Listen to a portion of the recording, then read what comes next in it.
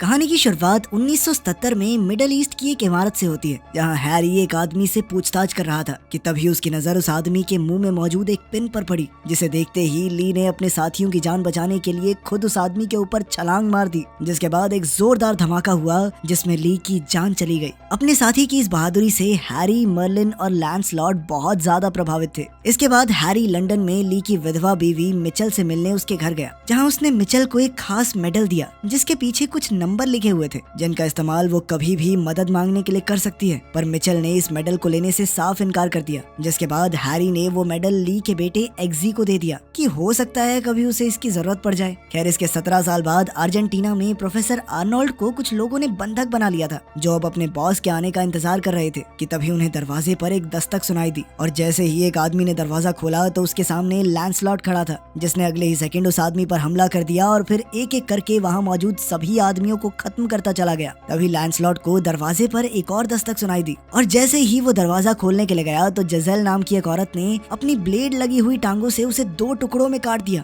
जिसके बाद जजेल ने वहाँ मौजूद लाशों पर कपड़ा डालने के बाद अपने बॉस वैलेंटाइन के लिए दरवाजा खोला, जिसने कमरे के अंदर आते ही सबसे पहले प्रोफेसर से सॉरी कहा। सॉरी प्रोफेसर साहब, वो मुझे भी वायलेंस बिल्कुल पसंद नहीं है, लेकिन क्या करें, जब सीधी उंगली से घी नहीं निकलता तो उंगली टेढ़ी करनी पड़ती है। उधर लंदन में हैरी एक टेलर शॉप में पहुंचा, जो असल में किंग्समैन का हेडक्वार्टर था, जहां आर्थर हेड टेबल पर पहले से ही बैठा हुआ था, और वो सभी लोग एक दूसरे को देखने और बात करने के लिए एक खास किस्म के चश्मों का इस्तेमाल कर रहे थे। मीटिंग के दौरान हैरी का कहना था कि उन्हें अपने दोस्त की मौत का बदला किसी भी हाल में लेना चाहिए। इस पर मर्लिन ने हामी भरते हुए बताया कि प्रोफेसर आर्नोल्ड को अगवा कर लिया गया है और अब उन्हें जल्द से जल्द प्रोफेसर को उन गुंडों से छुड़ाना होगा। खैर, लैंसलॉट के मरने के बाद अब किंग्समैन में एक आदमी की जगह खाली हो गई थी, जिस पर हैरी ने कहा कि मैं किसी को जानता हूँ जो ये जगह ले सकता है।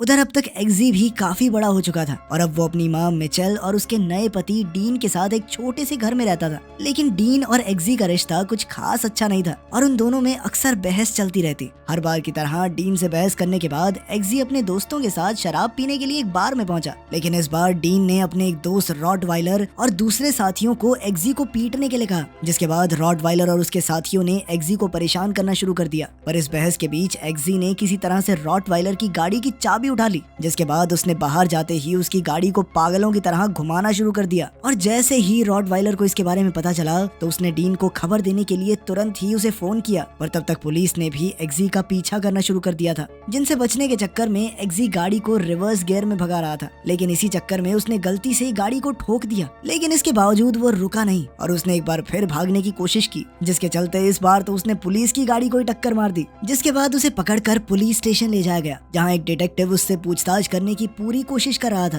पर एग्जी कुछ भी बताने को तैयार नहीं था। तभी अचानक से एग्जी को उस मेडल के बारे में याद आया और उसने तुरंत ही मेडल के पीछे लिखे हुए नंबर पर फोन किया, लेकिन फोन जिस औरत ने उठाया उसने बिना उसकी पूरी बात सुने ही फोन काट दिया। एग्जी को एक बार के लिए लगा कि इतने समय से मेडल लेके घूम रहा था, पागल ही हूँ मैं। लेकिन अगले ही सेकंड पुलिस स्टेशन में एक फोन आया, जिसके बाद एग्जी को तुरंत ही आजाद कर दिया गया। और जैसे ही वो पुलिस स्टेशन से बाहर निकला तो उसकी मुलाकात हैरी से हुई, जो पहले से वहाँ उसका इंतजार कर रहा था। इसके बाद वो दोनों आराम से बातचीत करने के लिए एक बार में गए, जहाँ हैरी ने एग्जी को उसके पिता की बहादुरी के बारे में बताया कि कैसे ली ने उसकी जान बचाई थी। और वहीं दूसरी तरफ एग्जी अपनी पढ़ाई छोड़कर छोटी मोटी चोरी चकारी में लगा हुआ है। तभी डीन के कुछ आदमी एग्जी को पीटने के लिए वहाँ पहुँच गए और उन्होंने हैरी को बुढ़ाऊ कहते हुए वहाँ से जाने को कहा। जिसके बाद हैरी तुरंत ही दरवाजे की तरफ बढ़ा, पर उसने वहाँ से जाने की बजाय अचानक दरवाजे को लॉक करके उन गुंडों को पीटना शुरू कर दिया। और हैरी के अकेला होने के बावजूद भी वो गुंडे उसके सामने कुछ देर तक भी नहीं टिक पाए। खैर, उन सबको पीटने के बाद हैरी ने बारटेंडर की याददाश्त मिटाने के लिए उसके गले में बेहोशी का डार्ट भी मार दिया।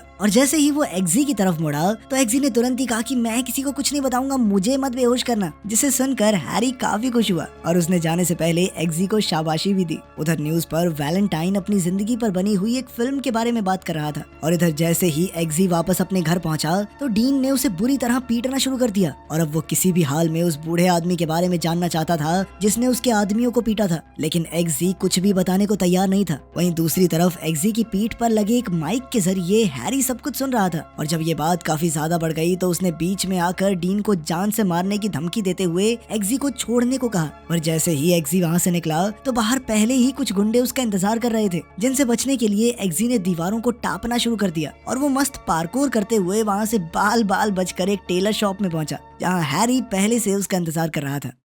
एग्जी के वहाँ पहुँचते ही वो उसे पीछे के कमरे में ले गया, जहाँ उसने एग्जी से पूछा कि क्या वो हमेशा के लिए अपनी जिंदगी को बदलना चाहेगा, क्योंकि अगर वो किंग्समैन का सदस्य बन गया तो उसकी जिंदगी पूरी तरह पलट जाएगी। एग्जी के हामी भरते ही हैरी ने उसे एक खुफिया रास्ते में ले जाते हुए बताया कि असल में किंग्समैन दुनिया की सबसे खतरनाक इंटेलिजेंस एजेंसी है। इसके बाद वो दोनों बुलेट ट्रेन में बैठकर शहर से दूर एक बहुत बड़े बंगले में पहुंच गए, जहां एग्जी ने पहली बार किंग्समैन के बेस को देखा। इसके बाद मर्लिन उसे एक कमरे में ले गया, जहां 8 और उम्मीदवार मौजूद थे, जिनमें से एक ही किंग्समैन का सदस्य बनने वाला था। इसके साथ ही मर्लिन ने उन्हें बताया कि ये दुनिया का सबसे खतरनाक जॉब इंटरव्यू होने वाला है। मर्लिन के कमरे से निकलते ही सभी लोगों ने अपना अपना परिचय दिया। उन सबसे मिलने के बाद एग्जी ये तो अच्छे से समझ गया था कि वो उन सबसे बहुत अलग है। रात के समय सभी उम्मीदवार सोने की तैयारी कर रहे थे, पर कुछ ही देर बाद अचानक उनके कमरे में तेजी से पानी भरने लगा और देखते ही देखते वो सभी लोग पूरी तरह से पानी के अंदर डूब गए। सभी लोग ऑक्सीजन मास्क बनाने की कोशिश कर रहे थे, पर वहीं एग्जी का ध्यान एक शीशे पर गया और उसने तुरंत ही उसे तोड़ने की कोशिश की।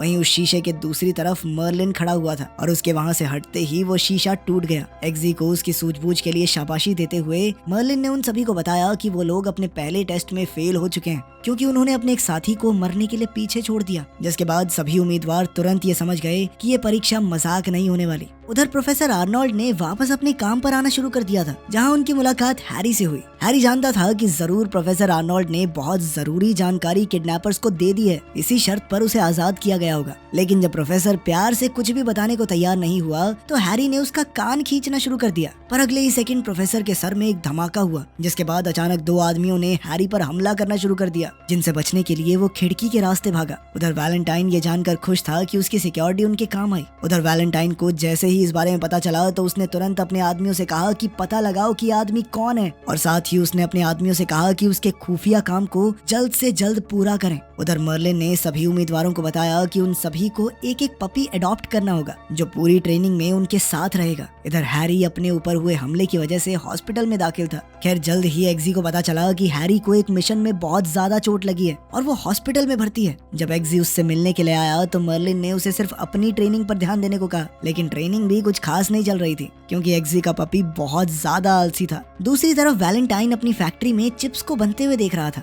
और वहीं दूसरी ओर हैरी होश में आ गया। अकेडमी में भी सभी उम्मीदवारों की ट्रेनिंग जोरों शोरों से चल रही थी। साथ ही हमें पता चलता है कि वैलेंटाइन बहुत पहुंचा हुआ आदमी है। एक रात वो स्कैंडिनेविया की राजकुमारी के साथ डिनर कर रहा था, जहां राजकुमारी का कहना था कि उसका प्लान एकदम बेवकूफी भरा है। वहीं दूसरी तरफ प्राइम मिनिस्टर को वैलेंटाइन का प्लान बहुत ज्यादा पसंद आया। वैलेंटाइन की बात को काट कर राजकुमारी जैसे ही वहां से निकली तो उसके ऊपर हमला हो गया, जिससे बचना उसके लिए नामुमकिन था। वहीं दूसरी तरफ प्राइम मिनिस्टर ने अपने कान के पास चिप डलवा ली, जिसके बाद वैलेंटाइन ने उसे प्रोजेक्ट का हिस्सा बनने के लिए मुबारकबाद दी। इधर हैरी अब पूरी तरह से ठीक हो गया था और उसने एग्जी को टॉप 6 में पहुंचने के लिए बधाई दी। तभी मर्लिन ने उन्हें एक वीडियो दिखाते हुए बताया कि असल में प्रोफेसर की मौत एक इम्प्लांटेड चिप से हुई थी, जो वैलेंटाइन ने उसके कान के पास लगाई थी। और ये बात सुनते ही एग्जी ने उन दोनों को एक खबर के बारे में बताया, जो उसने कुछ दिन पहले टीवी पर देखी थी। असल में वैलेंटाइन पूरी दुनिया में अपने सिम फ्री में बांट रहा था, जिनके अंदर फ्री इंटरनेट चलेगा। वैलेंटाइन का पता नहीं, हमें तो अंबानी ने बांटे थे। ये खबर सुनने के बाद अब हैरी एक बार वैलेंटाइन से मिलना चाहता था, जिसकी जिम्मेदारी मर्लिन को दी गई। खैर अगले दिन टॉप 6 कंटेस्टेंट्स का एक काफी खतरनाक टेस्ट था, जिसमें उन सभी को आसमान से कूदकर एक पर्टिकुलर टारगेट पर लैंड होना था, और ये सब कुछ उन्हें रडार से बचते हुए करना होगा। इशारा मिलते ही वो सभी लोग बिना कुछ सोचे कूद गए, पर रॉक्सी एक बार के लिए घबरा गई, लेकिन इसके बावजूद उसने एग्जी को फॉलो करने का फैसला किया। आसमान के बीचों बीच मर्लिन ने उन्हें बताया कि उनमें से एक के बैग में पैराशूट है ही नहीं, और ये खबर मिलते ही एग्जी ने उन सभी को जोड़ियां बनाने को कहा। पर उनमें से कुछ लोगों ने जान की बाजी लगाने की बजाय टेस्ट में फेल होना बेहतर समझा,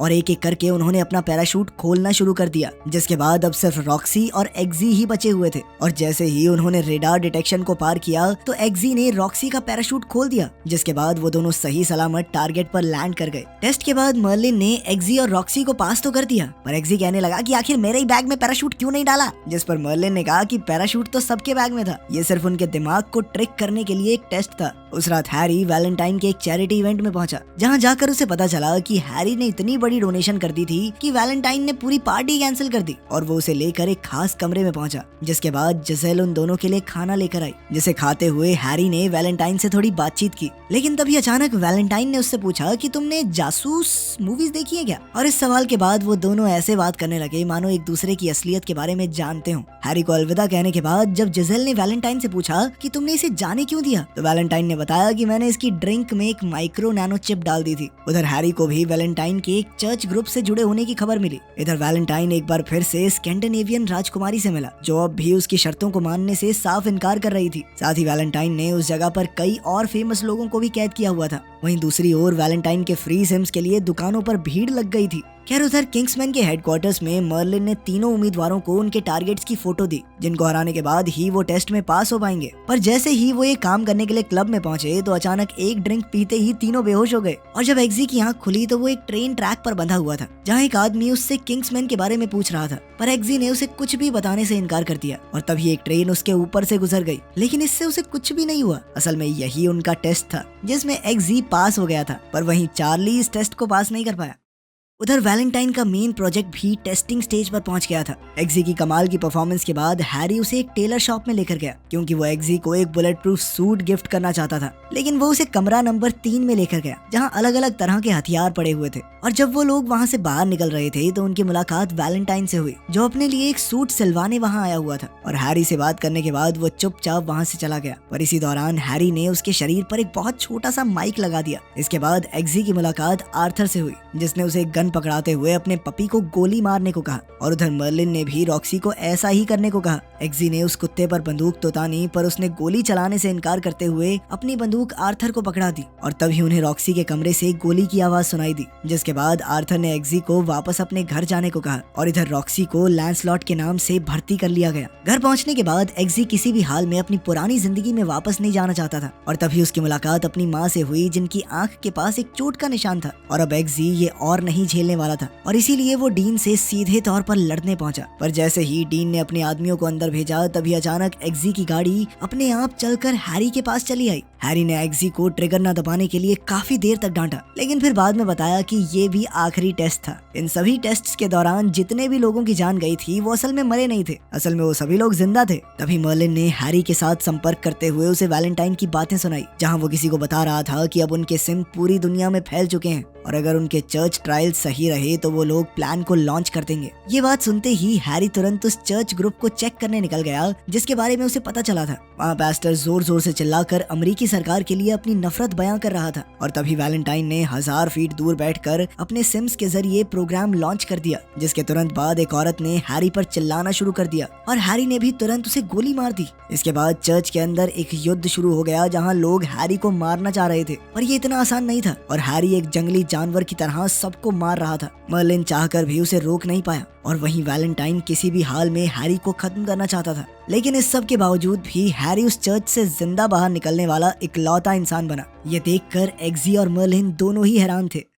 जैसे ही हैरी चर्च से बाहर निकला तो उसका स्वागत वैलेंटाइन ने अपने 2 गनर्स के साथ किया जहां उसने बताया कि असल में उसके सिम लोगों के अंदर गुस्सा ट्रिगर करते हैं जिसके जरिए वो चारों तरफ तबाही मचा सकता है। इसके बाद वैलेंटाइन ने दोबारा से जासूसों वाली मूवीज के बारे में बात करना शुरू कर दिया कि कैसे जासूस आखिर में हमेशा जिंदा बच जाता है, लेकिन इस बार ऐसा नहीं होगा और अगले ही सेकंड उसने हैरी को गोली मार दी। किसी को भी इस बात पर विश्वास नहीं हो रहा था। वहीं हेडक्वार्टर्स में मर्लिन और एग्जी दोनों हैरी की मौत से बहुत ज्यादा दुखी थे। एग्जी को अभी भी हैरी की आवाज सुनाई दे रही थी और इसीलिए वो आर्थर से मिलने के लिए पहुंचा। आर्थर ने उसे बताया कि उनके पास अब वैलेंटाइन का बयान आ चुका है जिसकी मदद से अब पुलिस को पुख्ता सबूत मिल चुका है। यहाँ से आगे की कार्रवाई वो करेंगे। इसके बाद आर्थर ने एग्जी को एक ड्रिंक पीने के लिए बैठाया और इसी दौरान एग्जी की नजर आर्थर के गले पर पड़ी जहाँ वही चिप इम्प्लांट वाला निशान मौजूद था और ये देखते ही एग्जी ने आर्थर का ध्यान भटका दिया। जिसके बाद उन दोनों ने अपनी ड्रिंक पी। जैसे ही एग्जी ने अपना ग्लास खत्म किया तो आर्थर ने उसे बताया कि उसकी ड्रिंक में जहर मिला हुआ था। अब उसके पास सिर्फ 2 रास्ते थे,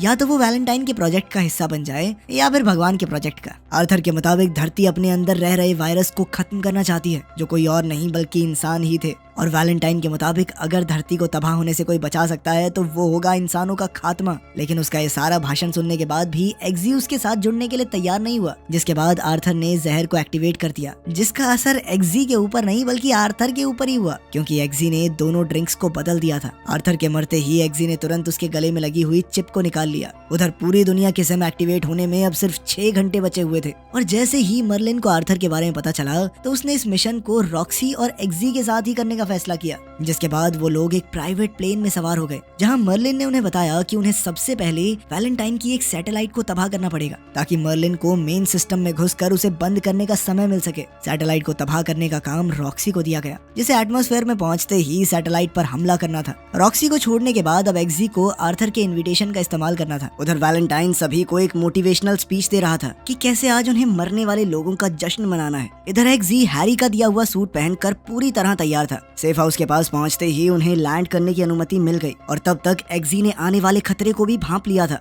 लैंड होने के बाद मर्लिन प्लेन को एक बेस में ले गया, जहां प्लेन से उतरने के बाद एक्जी ने आर्थर का इनविटेशन कार्ड दिखाया, जिसके बाद उन्हें मेन हॉल में ले जाया गया। अब बस 18 मिनट बचे हुए थे और इसीलिए उसे जल्द से जल्द कंट्रोल रूम में पहुंचना था। वहीं रॉक्सी लगभग मिसाइल फायर करने ही वाली थी, तभी एक्जी ने स्कैंडिनेवियन प्राइम मिनिस्टर को बेहोश करके मर्लिन को एक्सेस दिला दिया। लेकिन मिसाइल फायर करने से पहले ही रॉक्सी का बलून फट गया और इधर चार्ली ने भी एक्जी को पकड़कर वैलेंटाइन को बता दिया, पर तभी एक्जी ने उसे बिजली का झटका देकर वहीं गिरा लिया और वहीं दूसरा बलून फटने से पहले रॉक्सी ने मिसाइल को फायर कर दिया। इस सब के चलते वैलेंटाइन ने टाइमर को 16 मिनट से 2 मिनट में बदल दिया। इधर मर्लिन प्लेन को तैयार करते हुए एक्जी को निकलने का रास्ता बता रहा था। एक्जी प्लेन की तरफ बढ़ता हुआ तेजी से लोगों को मार रहा था, क्योंकि अब उनके पास सिर्फ 1 ही मिनट बचा था। उधर रॉक्सी भी तेजी से धरती की तरफ बढ़ रही थी, पर तभी अचानक मिसाइल जाकर सीधा सैटेलाइट से टकरा गई, जिसके चलते काउंटडाउन ही बंद हो गया। तभी मर्लिन की नजर एक बायोमेट्रिक लॉक पर पड़ी, जिसके बाद उसने एक्जी को कई सारी बंदूकों का ऑप्शन देते हुए कहा कि किसी भी हाल में वैलेंटाइन के हाथ उसके कंप्यूटर को ना छुएं। एक्जी ने तुरंत ही एक अम्ब्रेला गन उठाई और बाहर आते ही सभी सैनिकों को मारना शुरू कर दिया। उधर वैलेंटाइन अपनी दोस्त से सैटेलाइट का जुगाड़ करने में लगा हुआ था। इधर एक्जी बेचारा बहुत सारे लोगों से एक साथ लड़ रहा था। वहाँ इतने ज्यादा सोल्जर्स थे कि उन्होंने एक बार के लिए तो एक्जी को हर तरफ से घेर लिया। तभी एक्जी ने रॉक्सी से कहा कि अगर मैं आज ना बच सका तो मेरी माँ मिचेल को मेरे सौतेले बाप से बचा लेना। साथ ही उसने मर्लिन को सैनिकों की चिप्स एक्टिवेट करने को कहा और इसके कुछ ही सेकंड बाद अचानक सभी सैनिक और हॉल में मौजूद लोग अपने आप मरने लग गए। दरअसल मर्लिन ने वैलेंटाइन की चिप्स का इस्तेमाल करके उसके गार्ड्स को मार दिया था, पर वैलेंटाइन ने अपने अंदर कोई चिप नहीं डाली थी और उसका कहना था कि तुम कुछ भी कर लो, मुझे रोक नहीं पाओगे। और इतना कहते ही वैलेंटाइन ने अपने सिस्टम को एक्टिवेट कर दिया, जिसके बाद पूरी दुनिया में उसके सिम एक्टिवेट हो गए और लोगों ने एक दूसरे को पागलों की तरह मारना शुरू कर दिया। एक्जी ने तुरंत ही कंट्रोल रूम में जाकर फायर करना शुरू कर दिया, जिससे सिम एक्टिवेशन कुछ देर के लिए रुक गई और तभी एक्जी को खत्म करने के लिए जिजेल सामने आई। उन दोनों ने एक दूसरे पर बेरहमी से हमले करने शुरू कर दिए, जबकि वैलेंटाइन इस मौके का फायदा उठाकर दोबारा सिम एक्टिवेशन शुरू करने लगा, जिसके बाद दुनिया भर के मैदान लड़ाई के युद्ध में बदल गए। इस चीज का एहसास एक्जी को अच्छे से था और इसीलिए उसने इस लड़ाई को खत्म करने का फैसला किया, जिसके बाद उसने अपने खास जूतों के जरिए जिजेल के हाथ पर जहरीली चोट मार दी, जो उसे खत्म करने के लिए काफी थी। इसके बाद उसने जिजेल की ब्लेड वाली टांगों से वैलेंटाइन पर हमला करके दुनिया भर में हो रहे खून खराबे को रोक दिया। एक्जी के मिशन पूरा करने पर सभी लोग काफी खुश थे। सब कुछ ठीक करने के बाद जब एक्जी वापस अपने घर आया तो मिचेल डीन के साथ ही बैठी हुई थी और एक्जी ने अपनी माँ को बताया कि एक नई नौकरी के साथ साथ उसे नया घर भी मिला है और अब वो लोग वहाँ जाकर रहेंगे। पर डीन ने मिचेल को वहीं रोक दिया, जिसके बाद एक्जी ने बिल्कुल हैरी के अंदाज में दरवाजे के पास जाकर उसे लॉक कर दिया ताकि वो डीन को सबक सिखा सके।